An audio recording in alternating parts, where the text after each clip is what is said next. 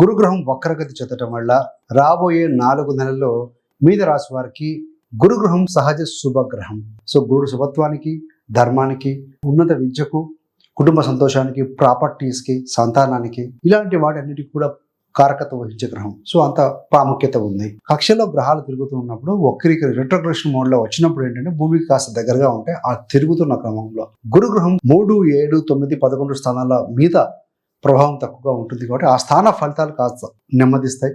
ఆయన 2వ స్థానాన్ని టచ్ చేస్తూ ఉన్నారు కాబట్టి 2, 6, 8, 10 స్థానాల ఫలితాలు అధికంగా ఉంటాయి. ఈ యొక్క గురు దృష్టి ఇంతకాలం 7వ స్థానం మీద పడుతూ ఉంది. 7 అంటే అపోనెంట్స్, ఎదుటి వాళ్ళు. జీవిత భాగస్వామి మీద వివిధ కారణాల చేత ఫోకస్ చేయలేకపోవడం, వ్యాపార భాగస్వామితో కూడా సరిగా ముందుకు వెళ్ళలేకపోవడం, ఎవరైనా వివాహ సంబంధాల కోసం ఎదురు చూస్తున్న అమ్మాయిలు అబ్బాయిలకి దగ్గర దాకా వచ్చుడుగా అనిపిస్తూ ఉంటే డిలే అవ్వడం జరుగుతుంది. ముఖ్యంగా అర్ధ త్రికోణం యాక్టివేట్ అవుతుందండి. అర్థం అంటే ధన సంపాదన కావచ్చు,